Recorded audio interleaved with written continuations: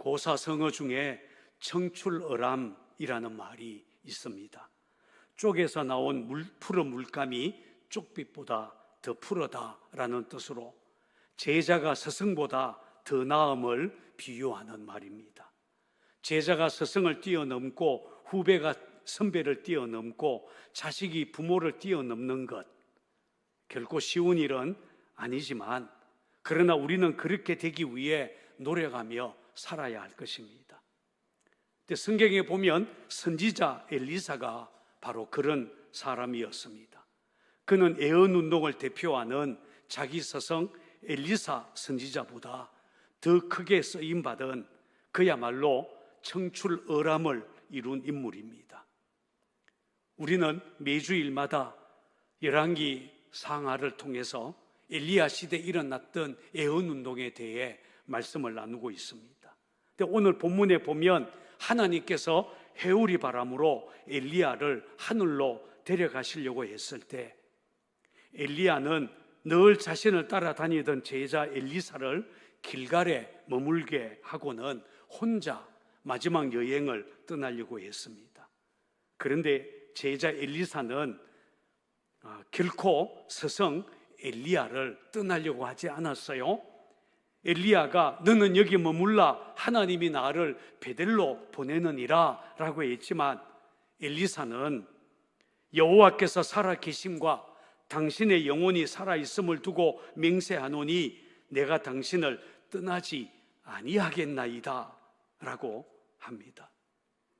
엘리야는 길갈과 베델과 여리고에서 3번이나 엘리사에게 너는 여기 머물라 라고 했지만 그때마다 엘리사는 내가 당신을 떠나지 아니하겠습니다 라고 말합니다. 물론 여기 나오는 길갈, 베델, 여리고 그리고 요단이라고 하는 지역은 과거 이스라엘이 하나님을 경험했던 의미 깊은 장소였고 그곳에는 선지 학교들이 세워져 있었습니다. 이렇게 눈치 없이 엘리사가 끝까지 스승 엘리야를 떠나지 않자 베델에 있던 제자들, 여리고에 있던 제자들이 엘리사에게 눈총을 줍니다. 그리고 이렇게 기뜸을 했어요. 여호와께서 오늘 당신의 선생을 당신의 머리 위로 데려가실 줄을 아시나이까? 그러자 엘리사는 나도 아노니 너희는 잠잠하라. 그렇게 하고는 끝까지 엘리사를 따랐습니다. 요단에 왔을 때는 50여 명의 제자들이 멀리 서서 바라보고 있는 중에 2사람은 요단을 건넜습니다.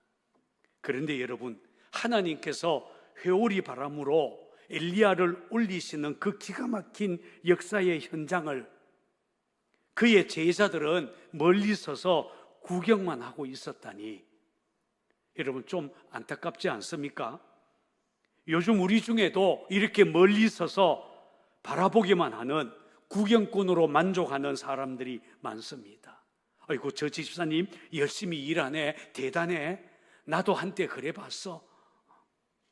그리고는 자신은 멀리 서서 바라만 보고 구경꾼으로만 있습니다. 그러나 엘리사는 달랐어요. 그냥 멀리서 보고 있는 것으로 만족할 수가 없었습니다. 그는 자기 스승 엘리야에게 임한 하나님의 능력, 자신도 받고 싶었습니다. 끈질기게 그래서 엘리야를 따르기 시작합니다. 여러분, 저는 엘리사의 이런 갈망, 하나님의 은혜를 향한 갈망이 참 좋습니다. 오늘 저와 여러분이 엘리사에게서 배워야 할 것이 바로 이것입니다. 성경에 보면 하나님께서는 에서가 아니라 야곱을 선택하는 이야기가 나옵니다. 우리가 아는 것처럼 에서는 이삭에게 있어서 장자였습니다. 하나님께서 아버지 이삭에게 주신 복, 장자인 에서가 당연히 이어가고 당연히 복받아야 할 사람입니다. 그런데 에서가 아니라 야곱이 그 복을 받았습니다. 왜 그랬을까요? 창세기 25장 34절은 이렇게 말합니다. 에서가 장자의 명분을 가볍게 여김이었더라. 에서는 장자의 명분, 장자에게 주어지는 하나님의 복을 가볍게 여겼다는 것입니다. 에서에게는 하나님을 향한 거룩한 욕망이 없었습니다. 그런데 야곱은 달랐어요. 그는 장자의 명분, 장자에게 주어지는 하나님의 복을 갈망했습니다. 어느 정도였습니까? 어느 날 사냥에서 돌아온 에서가 배고파했을 때 팥죽 한 그릇으로 흥정해서 그 장자의 명분을 형 에서에게서 양도받게 되었습니다. 야곱에겐 거룩한 욕망이 있었어요. 에서는 법적인 정당성, 외적 조건 다 갖추었지만 거룩한 욕망이 없었기 때문에 버림을 받았다면, 야곱은 자격도 없는 사람이었지만 거룩한 욕망을 가졌기 때문에 아버지 이삭을 이어서 믿음의 조상의 반열에 오르게 되었다고 성경은 말씀합니다. 하나님은 오늘도 거룩한 욕망을 가진 사람들을 찾고 있습니다. 가진 것 없고 배운 것 많지 않아도 거룩한 욕망, 은혜를 갈망하는 이들을 하나님은 찾습니다. 그렇게 은혜를 사모하는 사람들을 하나님은 만나주시고 그들을 영적 리더로 이 시대에 세워나가십니다. 세상에는 돈에 목마른 사람들 많습니다. 인기와 명예에 배고파하고 출세와 성공에 목마른 사람들 넘쳐납니다. 세상 재미, 쾌락에 줄이고 목이 마른 사람 많아요. 그러나 하나님이 찾으시는 사람은 그런 사람들이 아니라 의에 줄이고 목마른 사람들입니다. 그래서 예수님은 의에 줄이고 목마른 자는 복이 있나니 그들이 배부를 것임이요 라고 하셨습니다. 아마 여러분은 이미 고인이 되신 탤런트 김수미 씨를 잘 알고 있을 것입니다. 저는 일기라고 하는 TV 프로그램에서 일용 어머니로 유명한 분이셨습니다.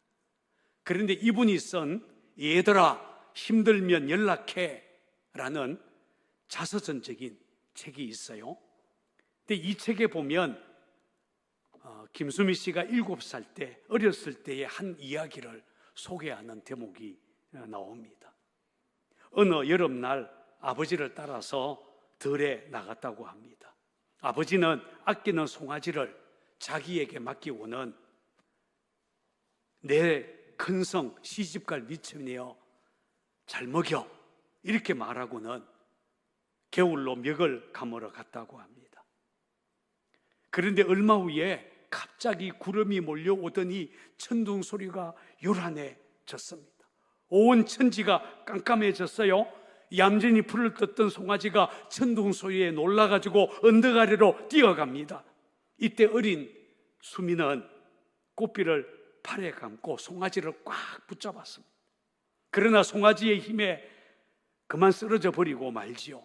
질질 끌려가면서도 옷이 찢어지고 팔과 가슴의 살갗이 벗어지고 피가 나기 시작했고 꽃비를 잡았던 손도 까져서 피가 흘렀지만 결코 손을 놓지 않았어요.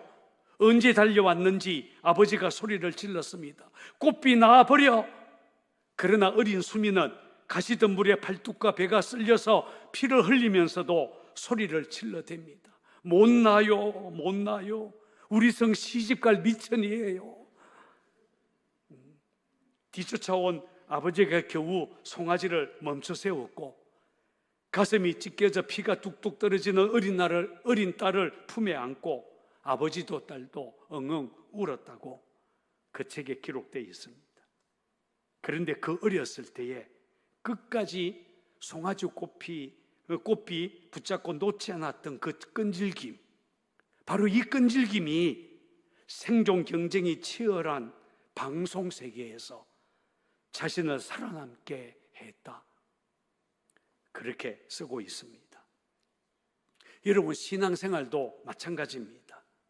하나님에 대한 갈망, 은혜에 대한 갈망으로 주님을 끈질기게 바라보는 사람들, 우리 하나님은 기뻐하십니다. 19세기 유명한 설교자 찰스 스펄전 목사님은 이런 말을 했습니다. 그리스도인이라면 라헬이 아이를 주소서 그렇지 않으면 내가 죽으리이다. 그렇게 울부짖었던 것처럼 하나님에 대한 갈망이 있어야 한다. 그렇습니다. 하나님을 향한 갈망이 없는 어떤 종교적인 모임, 하나님의 눈길, 하나님의 관심 끌 수 없지만 비록 두세 사람이 모였을지라도 하나님을 향한 갈망이 있는 곳에는 언제나 하나님이 그곳에 함께 계십니다. 혹시 여러분은 우리 상곡교회 성도들에게는 이런 영적인 갈망이 있습니까? 오늘 성경에 보면 엘리야, 엘리사 두 사람이 함께 요단을 건넜을 때 스승 엘리야는 제자 엘리사에게 이렇게 묻습니다. 자, 9절입니다. 9절을 같이 읽습니다. 시작. 건너매 엘리야가 엘리사에게 이르되 나를 네게서 데려감을 당하기 전에 내가 네게 어떻게 할지를 구하라. 엘리사가 이르되 당신의 성령이 하시는 역사가 갑절이나 내게 있게 하소서 하는지라. 여기 보면 우리는 엘리사가 왜 그렇게 자기 스승 엘리야를 끈질기게 따랐는지 그 이유를 알 수가 있습니다. 엘리사는 당신의 성령이 하시는 역사가 갑절이나 내게 있게 하소서라고 구합니다. 옛날 개역 성경에서는 성령이 하시는 역사가 갑절이나 라는 말을 갑절의 영감으로 번역을 했습니다. 영어 성경 NIV에서도 이 부분을 A double portion of your spirit 이라고 번역을 하고 있습니다. 바로 갑절의 성령을 구한 것입니다. 자, 같이 해볼까요? 갑절의 성령. 한 번 더 하십시다. 갑절의 성령을 주소서. 특히 여기서 우리가 주목해야 될 단어는 갑절이라는 말입니다. 이 말은 단순히 숫자적으로 2배를 의미한다기보다는 맏아들의 분깃을 의미합니다. 성경에 보면 맏아들은 다른 형제들에 비해서 늘 아버지의 유산 2배를 받았습니다. 그러니까 엘리사가 자기 스승 엘리야의 합법적인 계승자가 되고 싶다는 말입니다. 영적인 장자가 되고 싶다. 엘리야에게 역사했던 하나님의 그 능력, 성령의 역사, 내가 고스란히 이어받고 싶다. 바로 그런 뜻으로 한 말입니다. 그렇다면 왜 엘리사는 그토록 갑절의 성령을 받고 엘리야의 후계자가 되려고 했겠습니까? 왜 오늘 우리는 엘리사처럼 갑절의 성령을 갈망해야 하겠습니까? 오늘 우리가 나누고 싶은 가장 중요한 이슈 주제입니다. 알다시피 엘리사는 선지학교 출신이 아니에요. 그는 어느 날 12결이 소를 끌고 농사 짓다가 엘리야 선지자의 부름을 받고 따라 나선 사람이었습니다. 엘리야 곁에 서서 그의 손에 물을 붓던 사람, 수종 들던 사람, 사환이었습니다. 한마디로 엘리사는 비주류 출신이었다는 말입니다. 그렇기 때문에 그는 야곱처럼 갑절의 성령을 받아서 영적인 장자가 되고 싶었던 것입니다. 스승보다 더 나아지겠다는 인간적인 욕심이라기보다는 바알 우상으로 어두워진 그 시대, 사람 이야기로 가득한 그 땅에 하나님 이야기를 선포할 영적 장자가 필요하다는 것을 누구보다도 절실하게 느꼈다라고 할 수가 있습니다. 여러분, 성경에 보면 엘리사가 스승 엘리야의 뒤를 이어 사역을 시작했을 때에도 아합, 이세벨 여전히 건재했습니다. 아합의 시대가 아직 끝나지 않았다라는 것은 여전히 그 시대가 악한 시대였다는 말입니다. 아합과 이세벨이 어떤 사람들이었습니까? 열왕기상 21장 25절을 보면 이렇게 말합니다. 예로부터 아합과 같이 그 자신을 팔아 여호와 앞에서 악을 행한 자가 없음은 그의 아내 이세벨이 충동하였습니다. 보세요. 아합 왕은 자기 자신을, 자기 영혼을 판 사람이었습니다. 그 옆에서 이세벨이 충동질했습니다. 거기에다가 이스라엘 백성들은 어땠습니까? 갈멜산에서 하나님의 불이 내려와 번제물을 다 태우는 기가 막힌 기적을 보고서도 그들은 여전히 하나님과 바알 사이에서 왔다 갔다 하고 있었습니다. 갈멜산 기적 이후에도 현실은 별로 달라지지 않았다는 말입니다. 또 자기 스승 엘리야가 호렙산에서 돌아온 후 바알에게 무릎 꿇지 않는 사람들을 찾아내어서 선지학교를 세우기는 했지만 아직까지 엘리야의 뒤를 이을 후계자 세워지지 않은 상태였습니다. 여전히 악하고 어려운 시대다라는 뜻입니다. 여러분, 요즘 우리가 사는 세상이 그렇습니다. 아합처럼 자기 영혼을 판 사람들, 성경의 진리를 대적하는 악한 세력들 얼마나 많은지 모릅니다. 서점에 가보세요. 하나님 없는 사상, 신무신론자들의 책들이 범람하고 있습니다. 진화론자 리차드 도킨스 같은 학자는 세상의 종교는 필요 없다, 기독교인들이 말하는 하나님은 일종의 정신 바이러스에 불과하다, 이런 극단적인 주장을 펼치고 있습니다. 지난 주간에 저는 수원 하나교회 고성준 목사님의 책 떠내려가지 마라 라는 책을 읽었습니다. 고성준 목사님은 뛰어난 통찰력으로 요즘 우리 시대를 미혹하는 5가지 흐름, 말하자면 시대정신이라는 5가지 흐름에 대해서 이야기를 꺼냈습니다. 황금 만능주의, 진화론, 인본주의, 포스트 모더니즘, 문화 막시즘이 바로 그것들입니다. 그런데 이것들은 진리의 도전자들이고 우리 기독교 신앙을 대적하는 악한 사상들입니다. 그 중에서 제 가슴을 철렁하게 만든 것이 바로 문화 막시즘이었습니다. 문화 막시즘, 마르크스주의라는 말이에요. 전통적인 공산주의 마르크스와는 다르게 문화 막시즘은, 문화 마르크스주의는 동성애와 젠더 이슈를 내세우고 있습니다. 우리 사회의 분노를 조장하고 프레임 씌우기, 선동을 통해서 사회 변혁, 혁명을 이끌어내려는 악한 세력들을 일컫는 말입니다. 문제는 이 문화 막시즘, 성경적 진리와 대척점에 서 있다는 겁니다. 악한 마귀는 이런 사상을 통해 사람들을 미혹하고 있습니다. 우리가 그냥 넉놓고 있다가는 이런 미혹의 물결에 그냥 떠내려갈 수 있다는 것입니다. 그것만이 아닙니다. 요즘 우리 시대는 마치 노아 시대, 롯의 시대처럼 도덕이 무너지고 온갖 불법과 음란의 영이 판을 치고 있습니다. 제가 어렸을 때 50년 전만 해도 혼전 순결 당연한 것이었어요. 동성애, 마약, 동거 이런 말들은 낯선 언어였어요.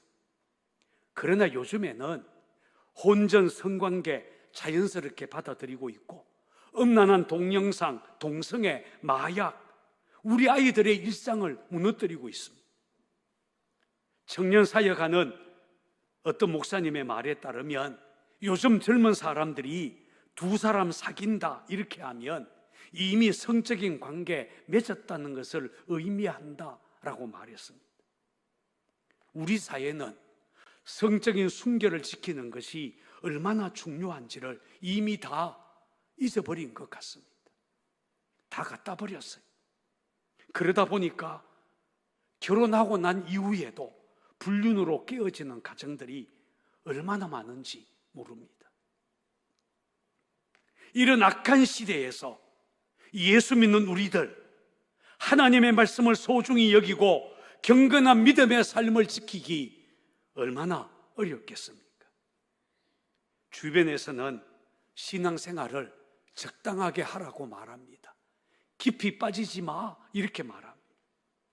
조금만 더 열심을 내려고 하면 광신자, 이렇게 조롱합니다. 소리내어 기도하는 것, 열심히 봉사하는 것, 다른 사람 눈치가 보입니다.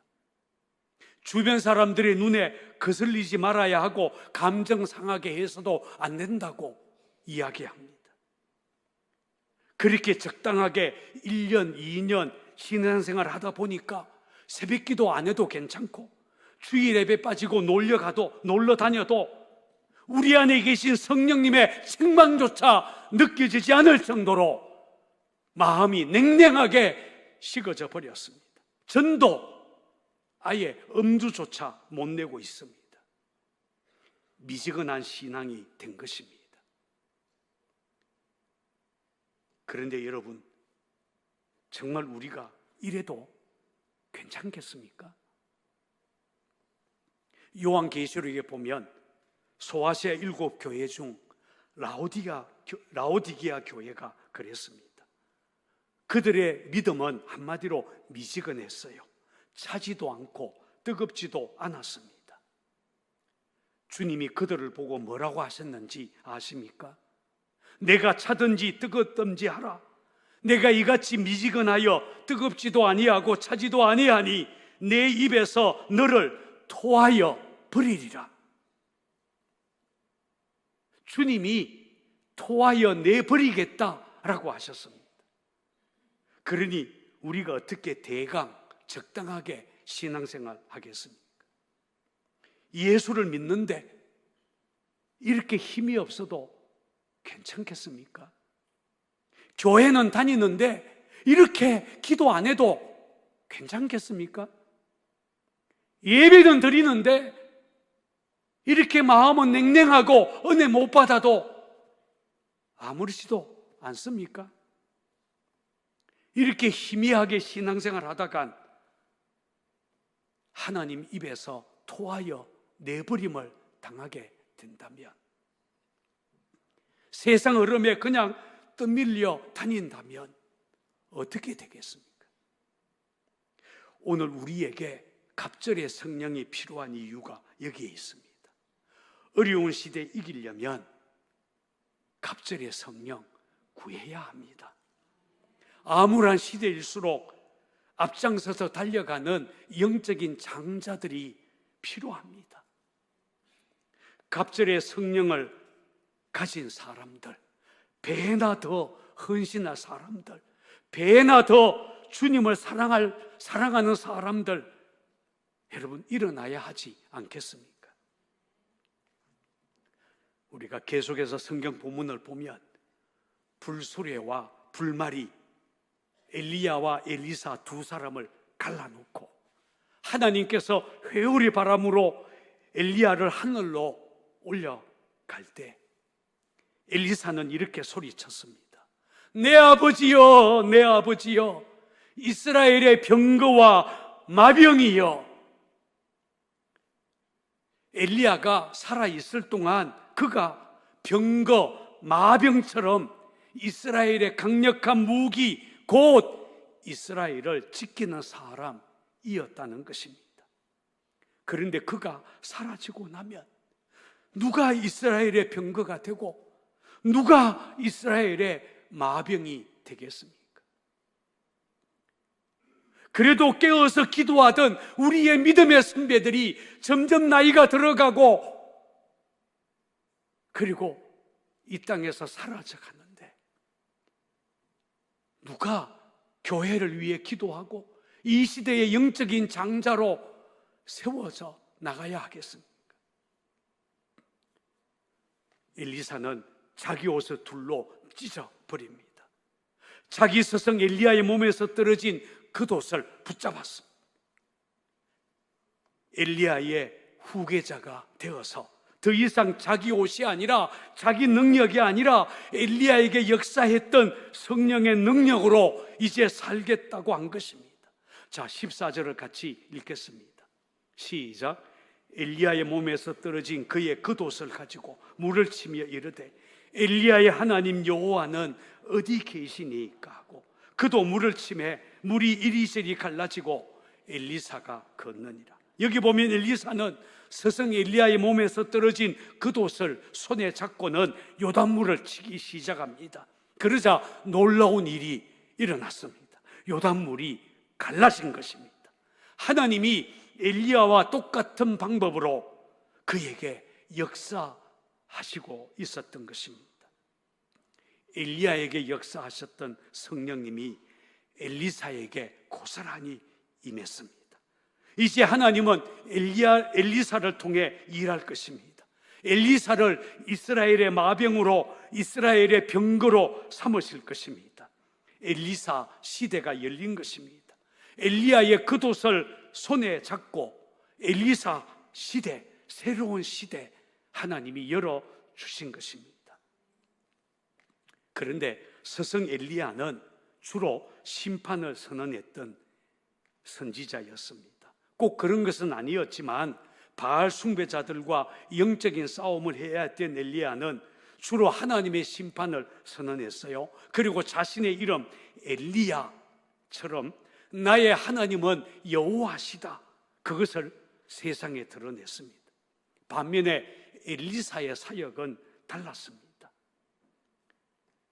엘리사의 사역은 주로 회복과 치유의 사역이었습니다. 엘리사라는 이름의 뜻은 나의 하나님은 구원자이시다 라는 뜻입니다. 그의 이름처럼 엘리사는 가는 곳곳마다 병든 자를 치료했습니다. 죽은 자를 살렸습니다. 무너진 공동체를 세웠습니다. 그래서 엘리사의 사역을 보면 기적의 횟수 자기 스승보다 2배나 더 많고 더 능력 있고 어쩌면 더 창의적인 사역을 해냈습니다. 엘리사 안에서 하나님은 새 일을 행하신 것입니다. 이 땅에 오신 예수님은 33년 지상의 사역을 다 마치시고 승천하시기 전에 제자들에게 이렇게 명령했습니다. 너희는 예루살렘 떠나지 말고 내게서 들은 바 아버지께서 약속하신 것을 기다리라. 연약한 제자들이 세상을 바꿀 수 없다는 것 주님은 잘 아셨습니다. 그들 대부분은 갈릴리 어부 출신으로 그들의 지식, 능력 매우 보잘것없었습니다. 그러나 주님은 분명히 아셨습니다. 그들은 약하고 보잘것없지만 성령이 임하시면, 하늘 아버지께서 갑절의 성령을 부어주시면 그들은 예루살렘, 유대, 사마리아 땅끝까지 이르러 내 증인이 될 것이다. 맞습니다. 갑절의 성령이 임하시면, 성령 받으면 하나님의 사람, 하나님의 일 할 수 있다는 말입니다. 동물학자들에 따르면 쥐는 고양이보다 훨씬 더 빠르다고 합니다. 그런데 이상하지요? 고양이가 딱 나타나기만 하면 쥐는 꼼짝하지 못합니다. 고양이에게는 쥐에게는 없는 신비로운 힘, 쥐를 꼼짝하지 못하게 하는 어떤 권위가 있다는 거예요. 저는 예수 믿는 우리에게도 이런 능력, 이런 권위가 필요하다고 믿습니다. 예수 믿지 않는 남편, 자녀들 꼼짝하지 못하게 하는 영적 권위가 여러분에게 있어야 되지 않겠어요? 세상은 마치 빠른 쥐처럼 우리보다 앞서 나갑니다. 더 힘이 있는 것 같고, 더 많이 가진 것 같고, 더 똑똑하게 보입니다. 이런 세상을 이기려면 그들을 꼼짝하지 못하게 할 눈에 보이지 않는 영적 권위, 우리에게 필요합니다. 사도행전에 보면 스데반이 돌에 맞아 순교할 때 그의 얼굴은 천사처럼 빛이 났다라고 말합니다. 박해와 고난을 이길 수 있는 영적 능력이 그에게 있었다는 말입니다. 오늘 우리가 갑절의 성령을 구해야 되는 이유, 바로 이것입니다. 우리 얼굴에서 영광스러운 광채가 나려면, 이 암울하고 어려운 세상 끝끈하게 이겨내려면 갑절의 성령, 하나님의 능력이 필요합니다. 누가 우리 시대 엘리사처럼 성령이 하시는 역사가 갑절이나 내게 있게 해주세요, 그렇게 구하는 사람이어야 하겠습니까? 누가 사람 이야기로 가득한 이 땅 한가운데서 하나님 이야기를 시작할 영적인 장자가 되어야 하겠습니까? 저는 오늘 저와 여러분들, 우리 상곡교회 성도들이 다 그렇게 되기를 바랍니다. 그래서 이 어려운 시대를 거뜬하게 이겨나가는 저와 여러분들이 되기를 바랍니다.